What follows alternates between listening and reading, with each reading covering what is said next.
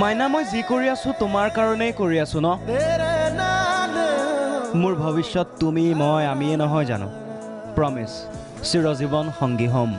সদায় লগত থাকিম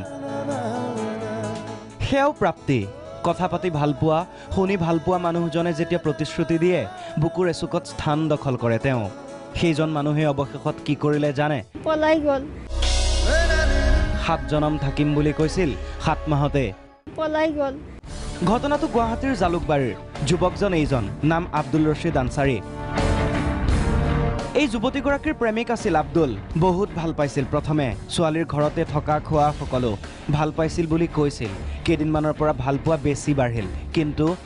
অতিভক্তি চুৰৰ লক্ষণ অতি ভাল পোৱাও যেন ঠগৰ লক্ষণ গোটেই জীৱন থাকিম বুলি কৈ যোৱা নিশা আব্দুলে কি কৰিলে জানে যুৱতীগৰাকী শুইয়ে থাকিল আৰু আব্দুল পলাই গল লগত লৈ গল যুৱতীগৰাকীৰ 20,000 টকা যিজনলৈ মেছেজ লিখি আঙুলি বিষাইছিল সেইজনৰ বিৰুদ্ধে এজাহাৰ লিখি থানালৈ আহি ভৰিৰ বিষ